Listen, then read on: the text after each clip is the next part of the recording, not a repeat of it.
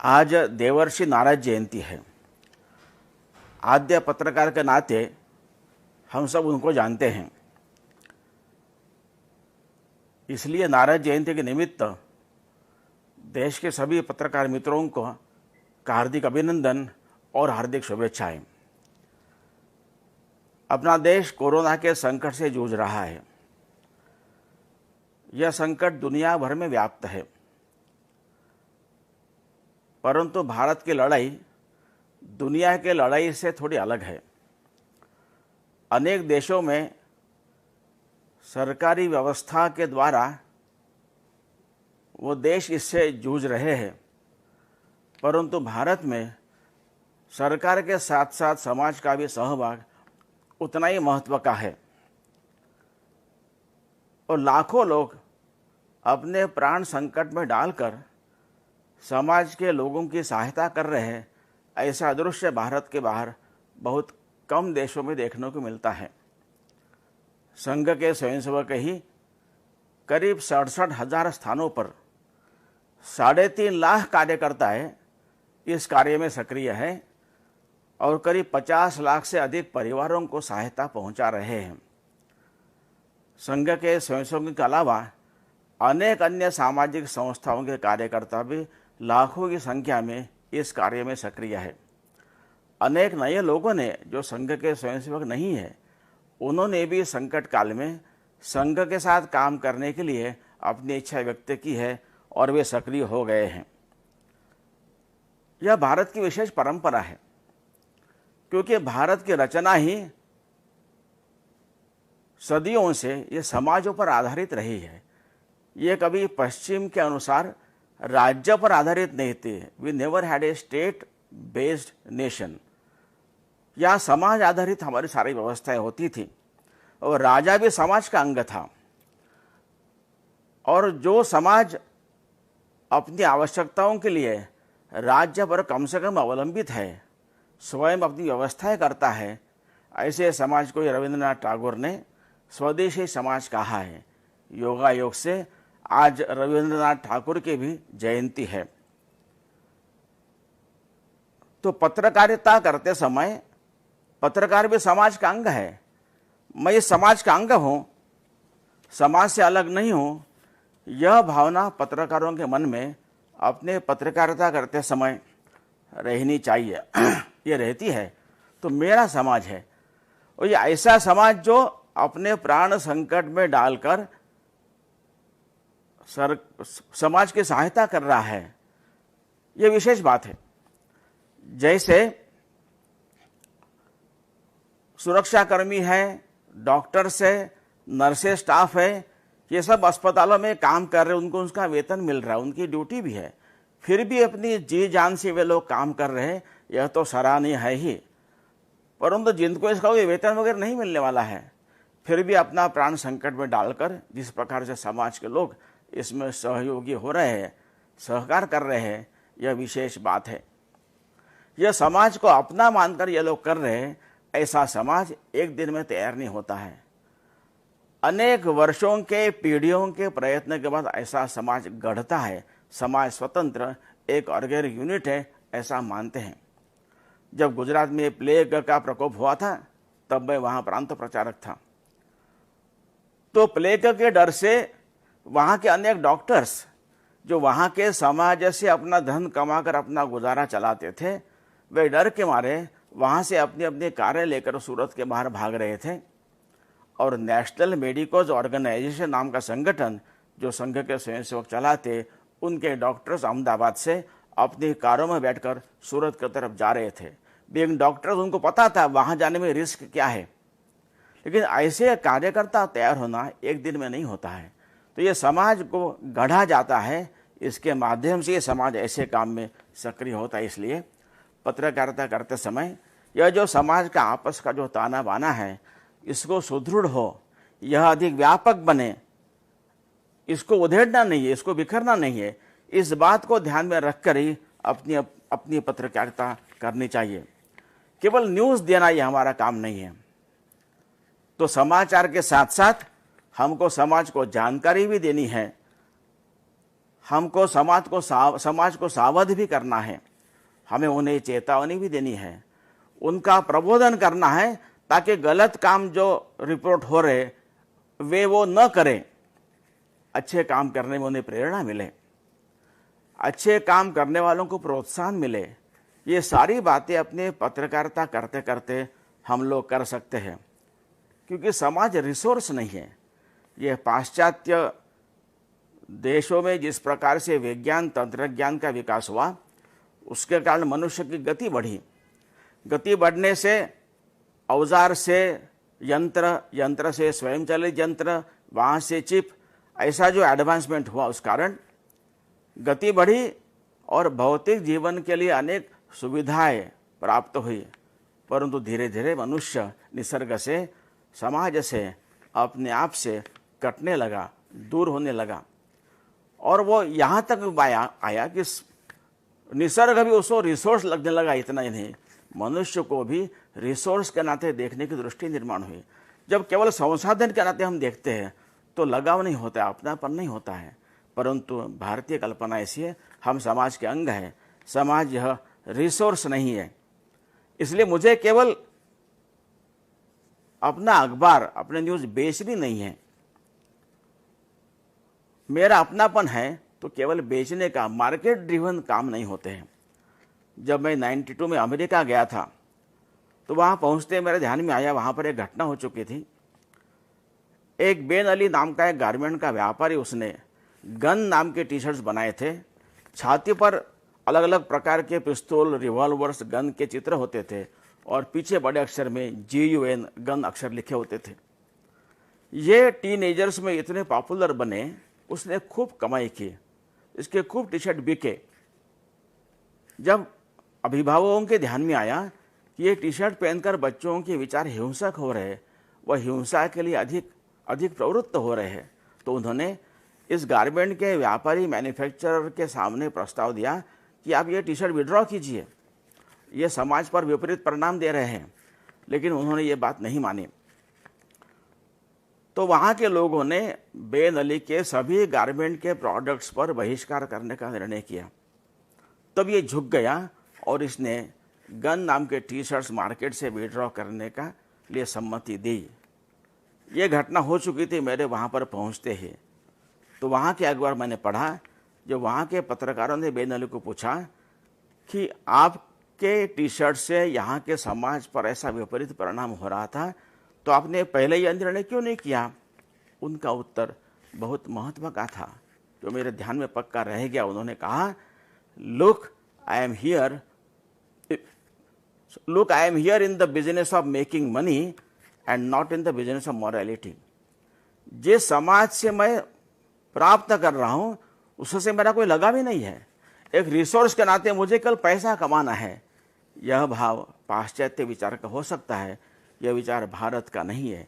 इसलिए पत्रकारों ने पत्रकारिता करते समय सारी बातें, पत्रकारिता के नियम वगैरह, सारे न्यूज़ कैसे बनती है, क्या बनती है वगैरह, किसका महत्व है, ये सारा करते समय भी जिस समाज का मैं अंग हूँ उस समाज को मुझे इसके साथ साथ गढ़ना है, प्रबोधित करना है, अच्छी दिशा में प्रेरित करना है, यह भी ध्यान में रखना चाहिए।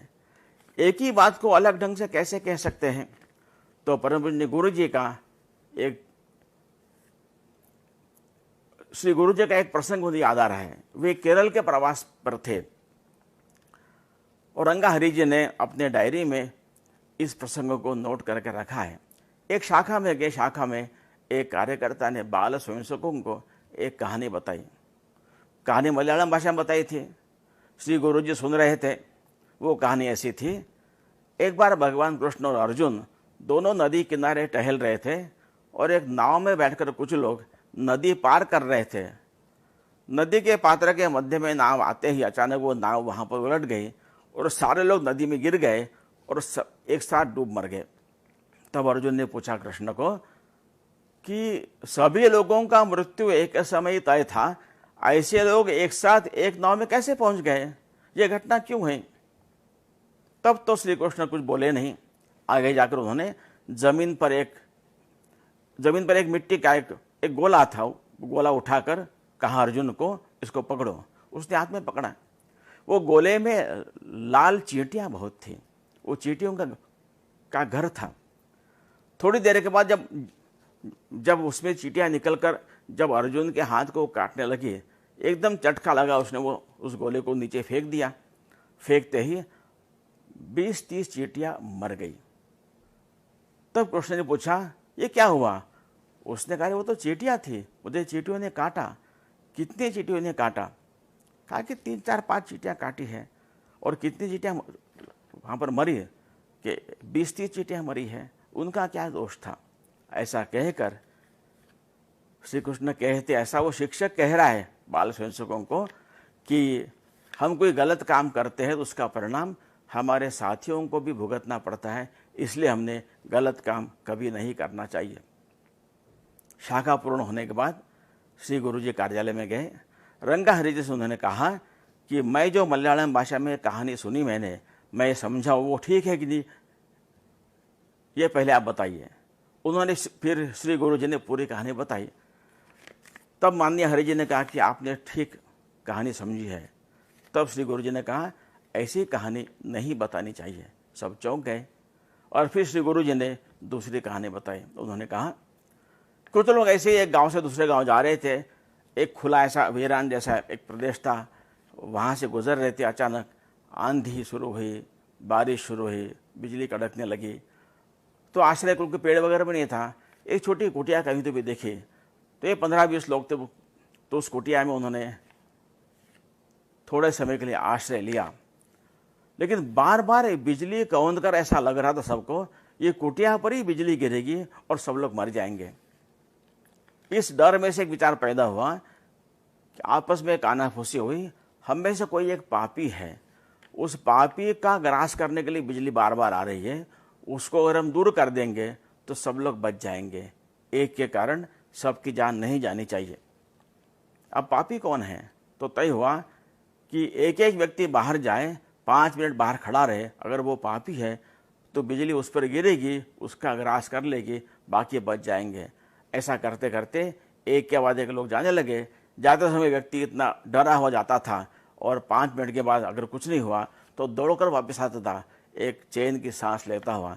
ऐसा करते करते सभी की बारी आई। सबसे आखिरी में एक 10 साल का बालक बचा था।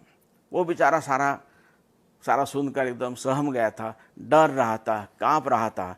अब सब लोगों ने कहा, अब तुम ही बचे हो, तुम ही पापी हो, तुम्हारे कारण हमारे सबकी जान संकट में है, तुम बाहर जाओ।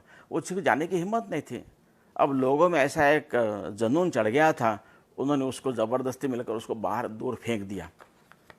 जैसे 15 फुट दूर करीब वो बालक जाकर गिरा। जैसे बालक वहां जाकर गिरा, जोरदार बिजली का आवाज हुआ और बिजली उस झोपड़ी पर, कुटिया पर पड़कर बाकी सभी लोग वहां पर भस्म हो गए। ये कहानी बताकर श्री गुरु जी कहते हैं कि एक व्यक्ति के पुण्य से सब लोग जीवित बचे थे। हमारे अच्छे काम का फायदा सबको मिलता है, इसलिए हमेशा अच्छा काम करना चाहिए। कहानी बतानी है, रंजकता होनी चाहिए, मैसेज क्या देना है। तो गलत काम करने से उसका परिणाम सबको भुगतना पड़ता है, ये बताना है, या अच्छा काम करने से उसका परिणाम सबको होता है, इसलिए अच्छे काम करते रहना चाहिए। यह जो एक सूक्ष्म दृष्टि है, तो हमारे समाचार लिखते समय जो भी हम समाचार देंगे, रिपोर्टिंग करेंगे आदि में, यह सूक्ष्म दृष्टि मुझे मेरे समाज को गढ़ना है, बताना है, यह अगर हम करेंगे तो अपना काम करते करते, अपना व्यवसाय करते करते, साथ साथ समाज को गढ़ने का, समाज को सावध करने का, समाज को चेतावनी देने का, प्रबोधन करने का, प्रेरणा प्रोत्साहन देने का काम भी हम सब कर सकेंगे। ऐसा नहीं कि पत्रकार ये नहीं कर रहे हैं, तो अनेक पत्रकार ये कर रहे हैं, इनकी संख्या भी कम नहीं है, लेकिन सब नहीं कर रहे हैं। ये सब ने करने की आवश्यकता है। और एक बात है कि भारत के बाहर भारत के बारे में जो छवि वहाँ की मीडिया में आ रही है वो अच्छी नहीं है, वो ज़मीनी स्तर पर जुड़ी भी नहीं है। एक विशेष प्रकार की पेंटेड ऐसी छवि वहाँ पर निर्माण करने का प्रयत्न हो रहा है, लेकिन उनको जानकारी देने वाले हमारे देश के पत्रकार हैं। इसलिए हमको हमारे देश के हित में विचार करना चाहिए।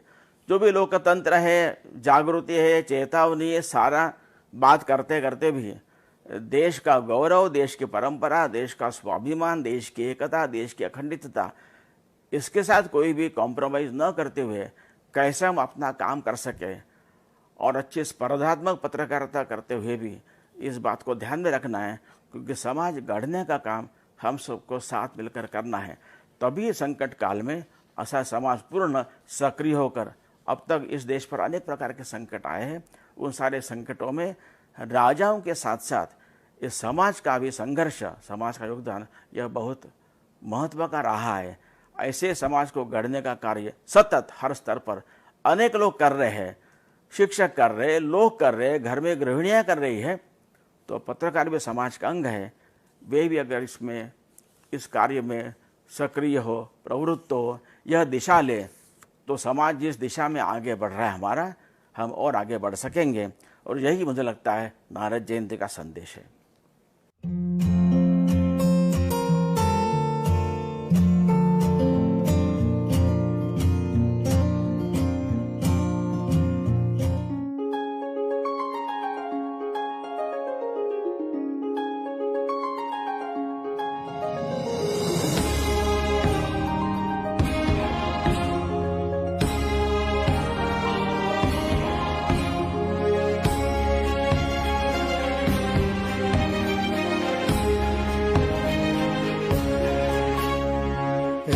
भक्ति ले हृदय में हो खड़ा यदि देश सारा।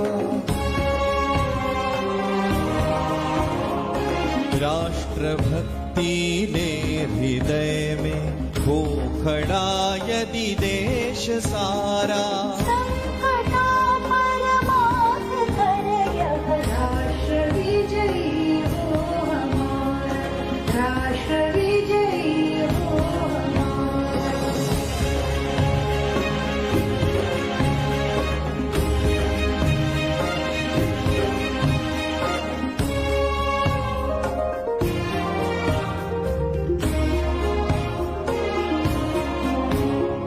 क्या कभी किसने सुना है सूर्य छिपता तिमिर भय से। क्या कभी सरिता रुकी है बांध से वन पर्वतों से। क्रोध रुकते मार्ग चलते तीर कर तब संकटों को। वर्ण करती थी उनका तोड़ कर सब असुर धन को। ध्येय मंदिर के पथिक को कंटकों का ही सहारा। संकटों पर मात कर यह राष्ट्र विजयी हो हमारा, राष्ट्र विजयी हो हमारा।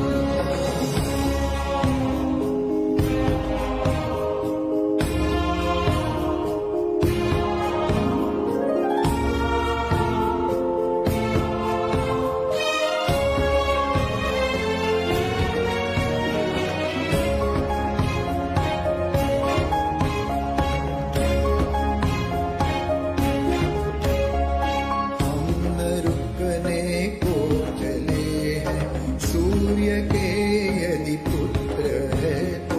हम न हटने को बढ़े हैं सरित की यदि प्रेरणा को। चरण अंगद ने रखा है आप इसे कोई हटाए। दहकता ज्वालाओं की यह आग से कोई बुझाए। मृत्यु की पी कर सुधा हम चल पड़े